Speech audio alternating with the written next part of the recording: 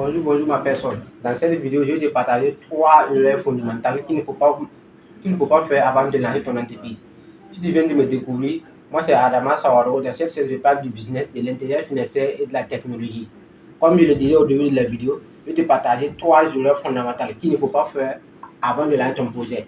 La première erreur fondamentale qu'il ne faut jamais faire en lançant ton projet, c'est il faut toujours avoir un budget, un budget pour lancer le projet.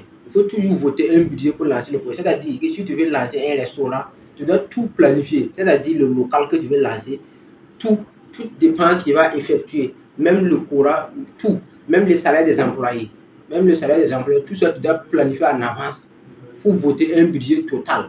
Et puis dire que dans le restaurant, j'ai misé minimum, puisque tu dois savoir exactement la somme totale que tu as misée pour lancer le projet.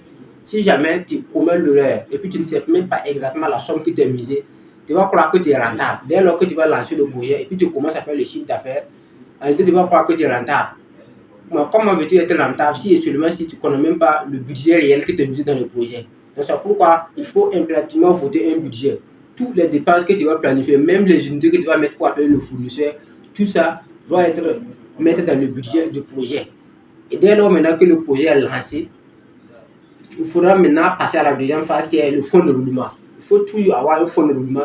Tu ne peux pas lancer un projet et dès les premiers 3 mois ou dès les premiers 6 mois du lancement du projet, tu veux déjà compter sur l'argent de l'entreprise pour nourrir ta famille ou payer la scolarité de tes enfants. Cela ne fonctionne pas. Beaucoup d'entrepreneurs commettent ce genre d'erreur et l'entreprise meurt en moins de 5 ans.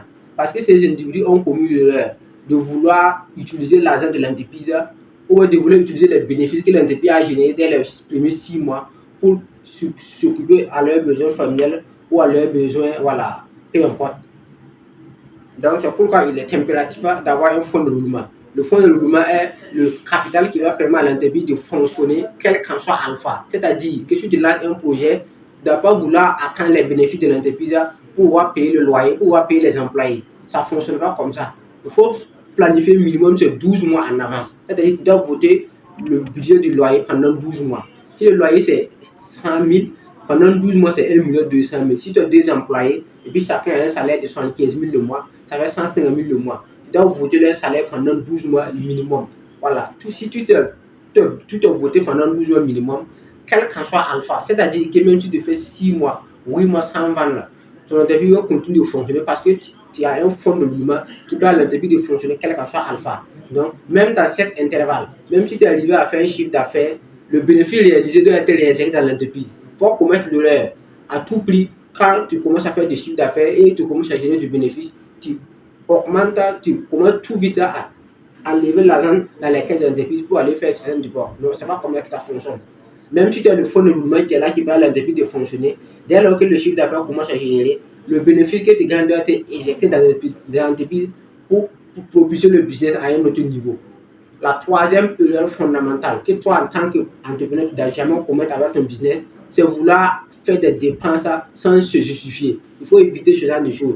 Genre, tu arrives le matin, tu dis à la comptable ou à la caissière de te donner rapidement 100 000.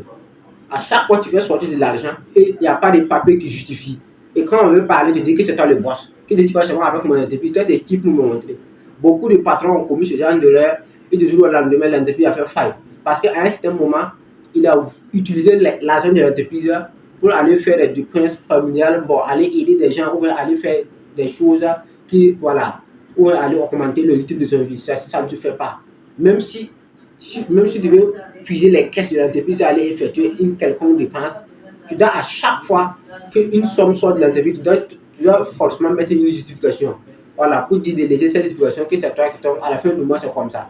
Voilà, là, on se rappelle que le PDG avait fait un éclat de 100 000, mais il a justifié pour tel.